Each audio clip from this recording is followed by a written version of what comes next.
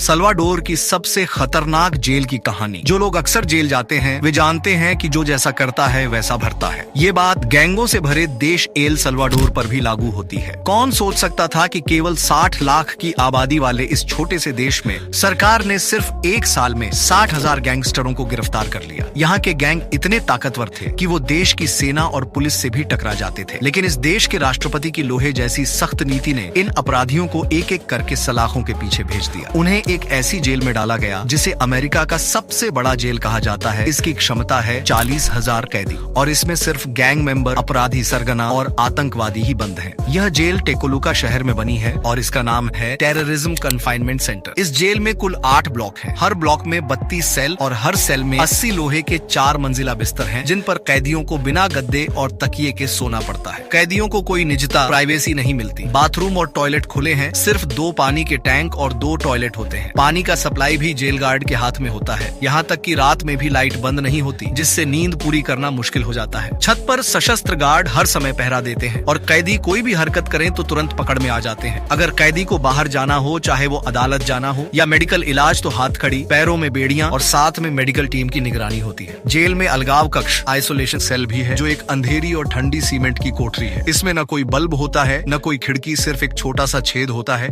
जिससे थोड़ी रोशनी आती है। दरवाजे पर 2 छोटे झरोखे होते हैं। एक से गार्ड कैदी को देखते हैं और दूसरे से खाना दिया जाता है। यहाँ मांसाहारी भोजन नहीं दिया जाता। हर दिन एक जैसा खाना, दाल वाला दलिया, थोड़ा मक्खन और 2 मक्के की रोटी। हर कैदी के लिए खाना तौला जाता है ताकि सबको बराबर मिले और कोई झगड़ा न हो। कैदियों को काम में व्यस्त रखने के लिए जेल में एक फैक्ट्री भी है, जहाँ वो बोल्ट कसते हैं, कपड़े सिलते हैं, मुर्गियां संभालते हैं और बुनाई करते हैं। इससे जो भी पैसा बनता है वो पीड़ितों और उनके परिवारों को दिया जाता है। जेल की रसोई में काम करने वाले कैदी दूसरी जेलों के कम खतरे वाले अपराधी होते हैं। जेल के गार्ड चेहरा ढककर ड्यूटी करते हैं क्योंकि उन्हें गैंग के बदले से डर है। ये गैंग्स कई देशों में फैले हुए हैं। यहाँ बंद 2 सबसे खतरनाक गैंग हैं, MS-13 और बैरियो 18। जेल की सुरक्षा बेहद तगड़ी है। 2 इलेक्ट्रिक वायर फेंस, 2 मोटी सीमेंट की दीवारें, सबसे बाहर की दीवार की ऊंचाई 11 मीटर है। इसके ऊपर 19 निगरानी टावर हैं, जिनमें स्नाइपर तैनात हैं। अगर कोई भागने की कोशिश करे तो पत्थर की पटरी पर कदमों की आवाज से तुरंत पकड़ में आ जाता है। और कैमरे हर जगह हैं। जेल में 50 लोगों की स्पेशल दंगा रोधी टीम है, जिनके पास हथियार और बख्तरबंद गाड़ियां हैं।